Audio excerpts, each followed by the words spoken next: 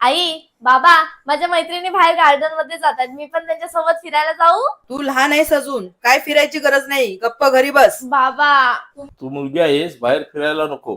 मोठी झालीस की काय ते फिर. पप्पा, आम्ही सर्व मैत्रिणी विचार करतोय की आज कॉलेज सुटल्यावर थोडा वेळ बाहेर फिरायला जायचं. हे असं फिरण्यापेक्षा अभ्यासाकडे लक्ष दे जरा. कॉलेज सुटलं की लगेच घरी ये.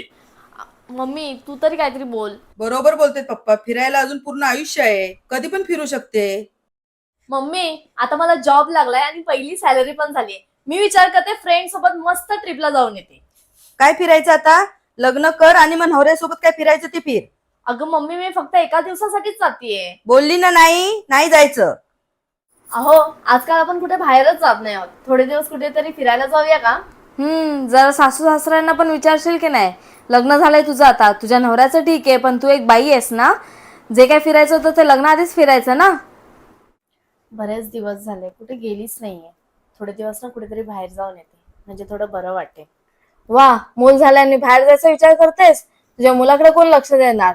बाईच्या जातीने घर आणि मूल एवढंच सांभाळायचं असतं. अरे बाळा, तुम्ही फिरायला चाललात, मी एकटी घरी थांबून काय करू? मला पण तुमच्यासोबत घेऊन चला ना. काय आई, तू कुठे येतेस आमच्यासोबत फिरायला? तुझं आता वय झालंय, तू घरीच बस.